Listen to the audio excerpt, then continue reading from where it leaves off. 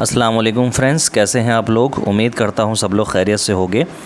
Friends, आज मैं आपके सामने ईडियम्स एंड फ्रेजेस का सेकंड पार्ट लेकर हाज़िर हुआ हूं। इससे पहले भी मैंने एक पार्ट इसके ऊपर बनाया हुआ है। अगर किसी ने वो पार्ट नहीं देखा है तो मैं उस वीडियो का लिंक डिस्क्रिप्शन में दे दूँगा, आप वहाँ जाकर देख सकते हैं। ये वीडियो आपके लिए बहुत हेल्पफुल साबित होगी। जिस भी एग्ज़ाम में इंग्लिश आती है, चाहे वो आपका BA हो, BLLB हो, BA फ़ॉरेन लैंग्वेज हो, ठीक है, AMU, जामिया, BHU, DU या कहीं का भी एग्ज़ाम हो। तो चलिए बिना देर करे हुए आज की वीडियो स्टार्ट कर लेते हैं। पहला ईडियम आपके सामने है, वाइल्ड गूस चेज़। तो वाइल्ड गूस चेज़ किसको कहा जाता है? Option number 1, to chase a wild animal. Option 2, a wildlife enthusiast. Option 3, to participate in a racing competition. Option 4, a prolonged और कियोटिक सर्च। तो इनमें से क्या होता है? तो वाइल्ड गूस चेज़ कहते हैं ऑप्शन नंबर 4, अ प्रोलॉन्ग्ड और कियोटिक सर्च को। ठीक है, एक ऐसी सर्च जो कभी ना ख़त्म हो। ठीक है, यानी कि हम किसी ऐसी चीज़ के पीछे भाग रहे हैं जो ला हासिल है, जो हमें मिलने नहीं वाली। ठीक, तो उसको कहा जाता है वाइल्ड गूस चेज़। तो इसका सही आंसर होगा ऑप्शन 4, अ प्रोलॉन्ग्ड और कियोटिक सर्च, एक ऐसी सर्च जो कभी ना ख़त्म हो। तो इसका सही आंसर हो जाएगा ऑप्शन नंबर 4, अ प्रोलॉन्ग्ड और कियोटिक सर्च। तो वाइल्ड गूस चेज़ का मतलब है अ प्रोलॉन्ग्ड और कियोटिक सर्च। अगला ईडियम देख लेते हैं।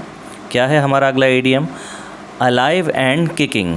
अलाइव एंड किकिंग, तो पिक्चर से भी आप रिलेट कर सकते हैं, देख सकते हैं। Option number 1, to be dead inside.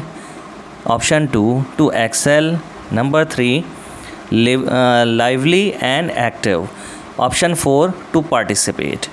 तो भाई अलाइव एंड किकिंग, यानी कि इसको आप रिलेट कैसे कर सकते हो कि भाई कोई भी चीज़ अलाइव है तो वो हिलेगी जुलेगी भी। ठीक है, अलाइव है और किक भी कर रहा है, तो डैट मीन्स वो लिविंग थिंग भी है, ठीक, और एक्टिव भी है। तो इसका सही आंसर है option number 3, lively and active. Lively and active is the right answer of this question. तो इस ईडियम का सही आंसर क्या होगा? Option number 3, lively and active. Lively and active. अगला ईडियम क्या है हमारा? Another nail in one's coffin. Another nail in one's coffin. तो इसका आंसर क्या होना चाहिए? Option 1, get stuck somewhere. Option 2, blame someone. Option 3, have courage. And option 4, something that might hasten और contribute to one's death. Option number 4 मैंने नीचे लिख दिया है दोस्तों, ये थोड़ा सा कट रहा था तो मैंने ये पूरा नीचे लिख दिया। ऑप्शन 4 है समथिंग दैट माइट हेस्टन और कंट्रीब्यूट टू वंस डेथ। तो another nail in one's coffin का मतलब क्या है? जैसा कि आप इमेज देख रहे हो नीचे, कहने का मतलब जो इंसान परेशान है उसकी परेशानी में मैंने और इजाफा कर दिया, एक चीज़ और बढ़ा दी, यानी कि एक नेल और गाड़ दी। तो कहने का मतलब है जो भी उसकी परेशानी थी उसमें मैंने थोड़ी सी और इजाफा कर दिया, बढ़ा दिया, उसकी परेशानी को बढ़ा दिया। मान लो कोई इंसान मर रहा है तो मतलब उसके मरने में और स्पीड अप कर दिया, है ना। उसकी मदद करने के बजाय एक परेशानी उसकी और बढ़ा दी, जो कि उसके मरने के प्रोसेस को और फास्ट कर दिया, यानी कि उसको मौत के करीब और ले गया। ठीक है, तो एक नेल और ठोक दी उसकी कॉफिन में, कहने का मतलब वही है, उसकी परेशानी में और इजाफा कर दिया। तो इसका सही आंसर होगा option number 4, something that might hasten और contribute to one's death. Another nail in one's coffin का मतलब है समथिंग दैट माइट हेस्टन और कंट्रीब्यूट टू वंस डेथ। तो option number 4, something that might hasten और कंट्रीब्यूट टू वंस डेथ, इसका सही answer हो जाएगा। बढ़ते हैं अगले ईडियम की तरफ। इट्स ऑल ग्रीक टू मी।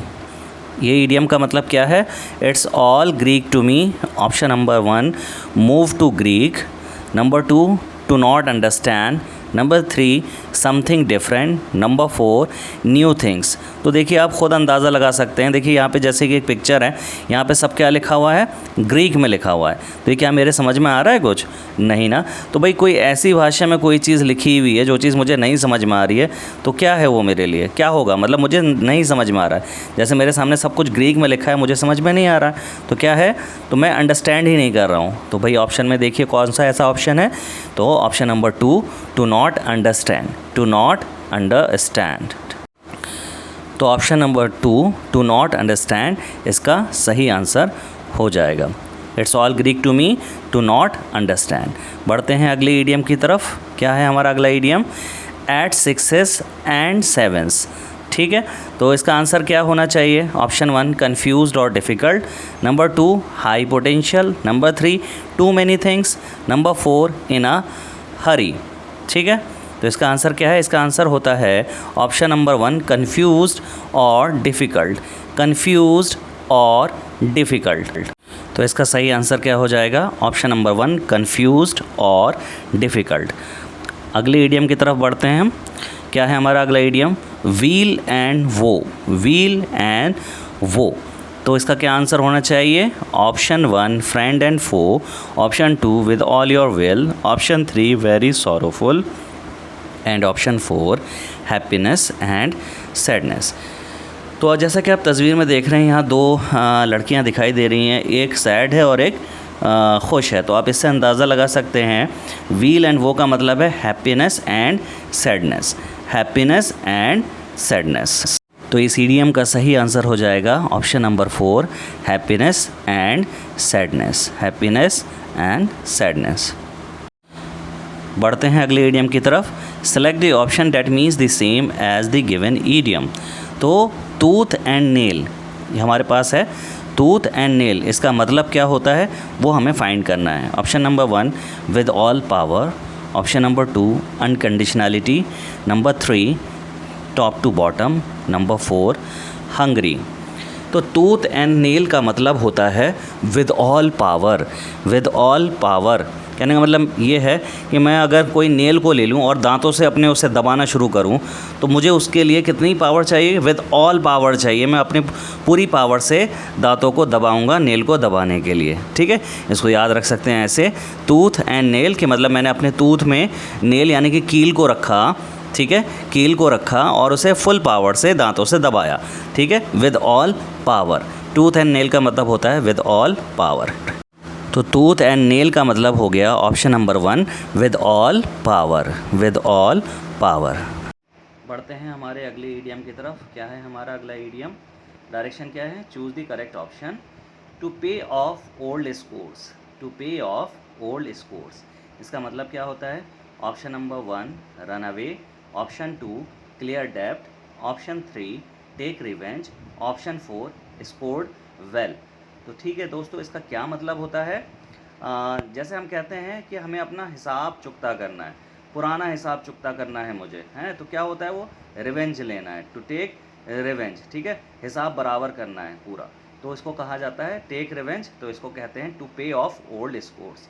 तो इसका सही आंसर क्या हो जाएगा? इसका हो जाएगा option number 3 take revenge. To pay off old scores का सही आंसर है ऑप्शन 3 टेक रिवेंज। बढ़ते हैं अगले ईडियम की तरफ। क्या है हमारा अगला idiom? A piece of cake. A piece of cake ये तो बहुत आसान है दोस्तों। Option number 1 an easy job, option 2 very difficult job, option 3 a task of medium difficulty, option 4 a difficult task. ठीक है, तो इसका सही आंसर क्या है? An easy job. कहते हैं ना, अरे ये तो हलवा है। अ पीस ऑफ केक इसको इंग्लिश में कहते हैं अ पीस ऑफ केक। ये तो बहुत बिल्कुल हलवा है, बिल्कुल आसान है। ठीक है, अ पीस ऑफ केक। ठीक है, तो इसका मतलब क्या है? इसका सही आंसर क्या हो जाएगा? इसका आंसर हो जाएगा option number 1 an easy job. N easy job. ठीक है, अ पीस ऑफ केक का मतलब क्या हो जाएगा? Option number 1 an easy job. ठीक है, बढ़ते हैं अगले ईडियम की तरफ। क्या है हमारा अगला ईडियम? अ स्टोन्स थ्रो अवे। अ स्टोन्स थ्रो अवे। तो क्या होना चाहिए इसका answer? Option 1 at a short distance, option 2 many miles away, option 3 at a remote location, option 4 very far of. तो क्या होना चाहिए? देखो, इससे एक सिचुएशन से अंदाज़ा लगा सकते हो। अ स्टोन्स थ्रो अवे, मैंने एक पत्थर लिया और फेंका उसे, तो वो कितनी दूर तक जा सकता है? कितनी दूर जा सकता है? माइल्स? क्या वो इतना दूर चला जाएगा कि माइल्स मीलों दूर चला जाए, या किसी रिमोट लोकेशन पर चला जाए, या वेरी फार ऑफ चला जाए? मान लो मैंने दिल्ली से पत्थर फेंका, तो क्या पॉसिबल है कि मुंबई तक चला जाए? नहीं ना। तो मैं एक पत्थर फेंकूंगा तो कितना दूर तक जाएगा? At a short distance. इसकी एक लिमिट होगी ना, एक शॉर्ट डिस्टेंस, तो इससे आप अंदाज़ा लगा सकते हो। इसका सही आंसर है option number 1, at a short distance. At a short distance, मैं एक पत्थर फेंकूंगा तो वो एक लिमिटेड डिस्टेंस तक जाएगा, ठीक है। अ स्टोन्स थ्रो अवे का मतलब होता है एट अ शॉर्ट डिस्टेंस। तो अ स्टोन्स थ्रो अवे का आंसर हो जाएगा option number 1, at a short distance, ठीक है। दोस्तों उम्मीद करता हूँ कि आज की वीडियो भी आपको बहुत पसंद आई होगी। मैं कोशिश करूँगा इस सीरीज़ को कंटिन्यू करूँ, इडियम्स एंड फ्रेजेस और आपके लिए लेकर आऊँ। अगर वीडियो अच्छी लगी है तो लाइक कीजिए, शेयर कीजिए और मेरे चैनल को सब्सक्राइब कीजिए, क्योंकि मैं ऐसे ही इंपॉर्टेंट वीडियोज़ आप लोगों के लिए लेकर आते रहता हूँ। तो तब तक के लिए अपना ख्याल रखिए।